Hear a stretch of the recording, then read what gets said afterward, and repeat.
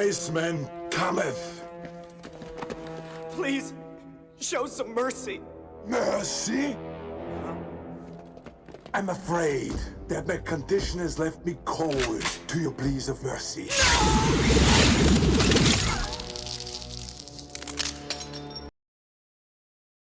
Do you recognize this iconic movie villain? Of course you do. Mr. Freeze is one of Batman's oldest supervillains, his first appearance dating all the way back to February of 1959 in Batman 121. However, you may know him better from the disaster of a film known as Batman and Robin.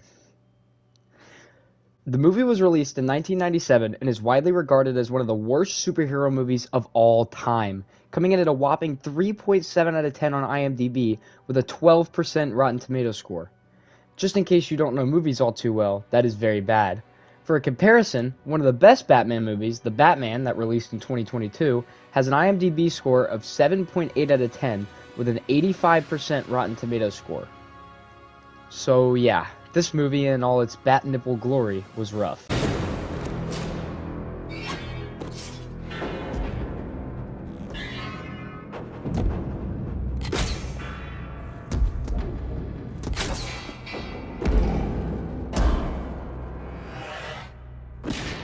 Arnold Schwarzenegger portrayed the iconic movie villain in the film. Unfortunately, he vastly shared the spotlight amongst many other villains, including Poison Ivy and Bane.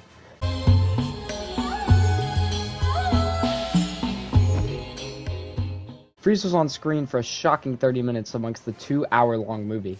Not a terrible amount of time, but certainly not enough for this deep of a character. You see, Mr. Freeze is a truly tragic villain. He's one of those villains that you almost want to cheer for. His whole backstory and character arc revolves around his love for his wife. He does what he does to save her. Unfortunately, in this movie, the idea was not explored at all. In fact, no real ideas were explored. As stated, this movie was a cluster f***. Batman and Robin is corny, campy, cheesy, and just bad. It bombed in multiple different ways and was honestly a terrible movie. Mr. Freeze, while on the surface appears as an extremely exaggerated shell of a man, can also be used in a darker, more complex sense. Think of what the Batman did with Riddler. I mean, look here at these two clips from two extremely different movies, both portraying the same character. First off, Batman Forever. What the hell just happened? A very surprising side effect. Well, you were mesmerized by my 3D TV. I utilized your neural energy to grow smarter. Bruce Wayne was right. You demented, bizarre, unethical toad. It is brain manipulation. I'm reporting you to the FCC, the Human Experimentation Board, the AMI, and the police. You are going up on charges, to court, to jail, and then to a mental institution for the rest of your twisted little life. But first and foremost, Stigma, you are fired. Do you hear me? Fired!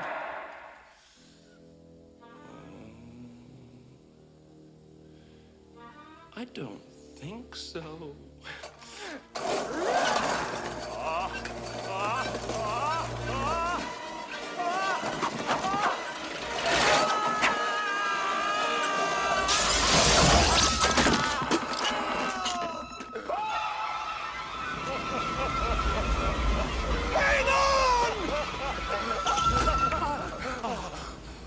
Fred! Babe! You are fired! Or should I say, terminated?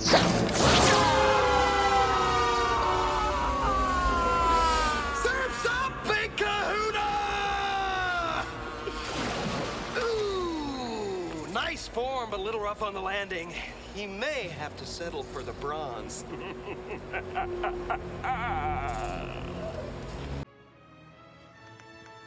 See, very much like Batman and Robin, this movie took a very superficial take on the character, making him the ultimate campy villain. Next, the Batman's take on the character. The Tomaroni case was the biggest drug bust in city history. But drops and other drugs are still rampant. I'm not It's saying, gotten worse. I'm not saying there isn't work to do, but listen, I have a beautiful wife and young son, okay, and I will not rest.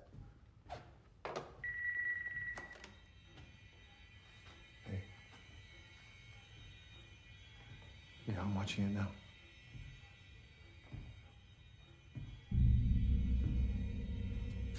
Why is she still tied?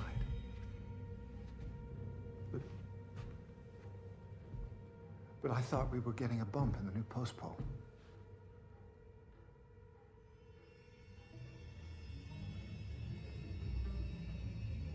Okay, you know what? I can't watch this anymore. Just call me in the morning. And still believes in everything this city can We need do. a leader, Mr. Mitchell, not a cheerleader. And someone who will tell the people the truth.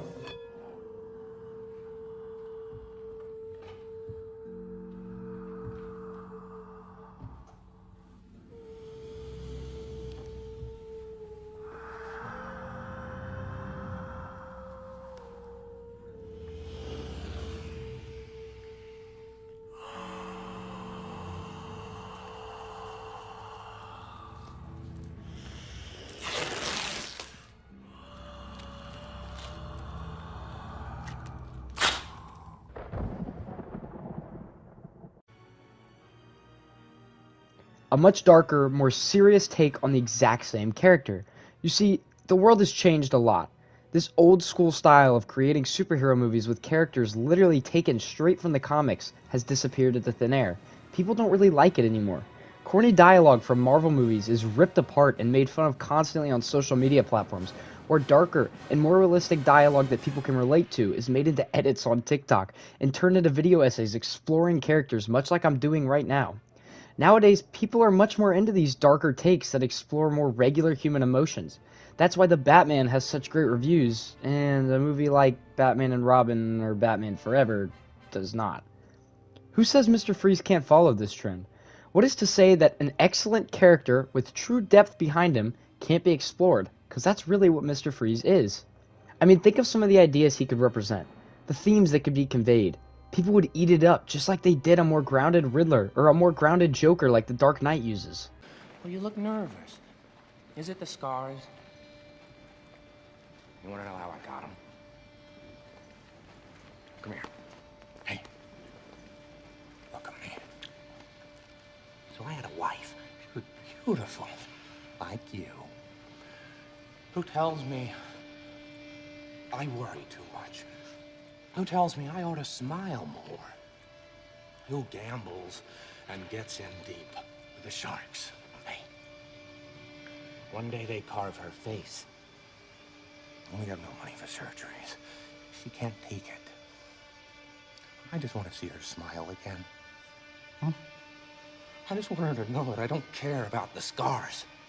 So, I stick a razor in my mouth and do this to myself. And you know what? She can't stand the sight of me. She leaves. Now I see the funny side. Now I'm always smiling. A little fight in you. I like that. And you're gonna love me.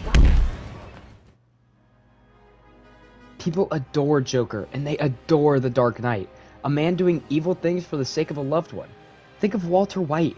People love Breaking Bad to its core. It seems it can do no wrong. The lowest rated episode of the show is constantly debated to be one of the best. And when that happens in a show, you know people really love it. Get out! Stop it! Just stop! Just stop! Let go! Let go! Get away from us! Let go!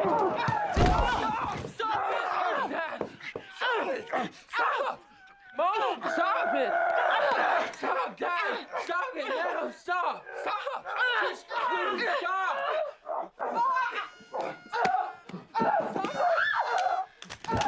Stop!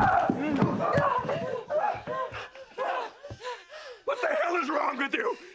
We're a family.